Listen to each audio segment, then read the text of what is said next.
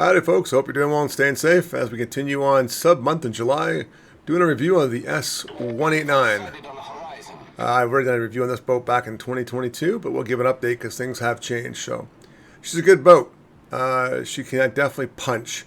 She's got some weaknesses, like for instance, I would say one of the biggest weaknesses is double ping. She only has a 30-second double ping, which is the shortest in the game to my knowledge, and as well that's like half of what other subs get, so it's pretty bad. Her torpedo reload is pretty bad as well. It's 61 seconds with all the bells and whistles, where most submarines are between 45 and 35 seconds and whatnot. Again, bad but not impenetrable or even bad overall. But she only has 4 tubes in the bow and 2 in the stern, where most submarines have at least 6 in the bow, minimum for torpedoes. The last thing I'd say about it is her homing torpedoes. I use them for one thing and one thing only, and I'll get to that in a bit. And I don't use the homing torpedoes in this thing at all. Not at all, except for one thing. But I'll get to that in a minute. Let's jump into it. Armor layout. 19 mil. Paper thin. Survivability 14.2. That's a low pool. So be careful.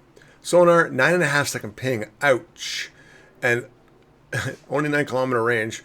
And the double ping's 30 seconds, where most people are 55 to 60 plus seconds. So that's not great. That really stinks, actually. Like I said, this is why I don't use the homing torpedoes, except for one instance. Torpedoes I'll get to in a minute when we get into the equipment. Diving capacity 250 units, so she's good for over 4 minutes underwater, which is excellent.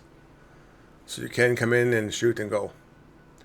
And yeah, what do we got here? Maneuverability on the surface, 31.5 knots. Rudder shift is one of the best at 2.7 seconds. She does turn pretty good.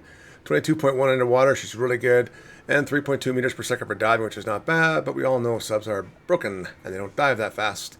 Detectability is one of our highlights, only 5.5 kilometers, and at periscope depth, she's 2 kilometers, so you will see most destroyers before they see you, but just barely. All right, equipment. You know me, I'll always take everything that has to do with submarines and diving capacity, and then I take the steering gear modifications. I find these are the best to get my rudder shift time down so I can turn. And as I mentioned earlier, the ping is 9.5 seconds, only 30 seconds for 2 ping. It stinks. And here's the problem I have with the homing torpedoes. Only 5,000 and change in damage. And the double ping only lasts 60 seconds. And so it's not ideal. Like I said, I'll get to you why I use them when I use them. But I mainly, for me personally, want to use the actual shooting torpedoes. The 12.3 kilometer range and 14.3. Now, they're detected from the sky, right, to 2 kilometers, but they're pretty darn fast. Overall, I don't use that. So, repair party, you've only got 3, typical Russian. It does reload pretty quick. You've got hydrophone or ship hydro, same thing, 7 kilometers, lasts 30 seconds. Then you got surveillance submarine for 9 kilometers. That's up there with the German U-boats. And that lasts 60 kilometers. Or, sorry, 60 seconds. It's fantastic.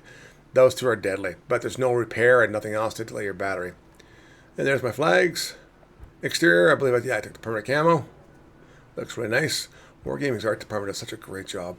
Let's go look at our commander. Now, here's some differences I do. First of all, I take enhanced sonar because I need that for cooldown. Liquidator, because if my torpedoes hit, I want to cause a flood. I do take helmsman because, you know, I always have the consumable up when I do this. Priority target, definitely want to take that. I also take torpedo crew training. 15% reduction in torpedo reload. These torpedoes, even at 61 seconds, are still bad. Preventive maintenance because you are going to get hit as a sub. Then I take last stand because I want to keep my submarine going. I do take watchful. I think it's one of the best skills in the game for submarines. I do take torpedo aiming mastery because it's plus 15% damage because you want to do damage. And improve battery efficiency plus 25%. So that's how I do the standard build on this submarine, depending on the games I've played. So if I had to get into it right off the bat, I would say, do I use submarines in co-op? No, because the game's over too quick. But this boat is really good, in my opinion, for operations. And it's us running operations, but rando. And it does a great job at random.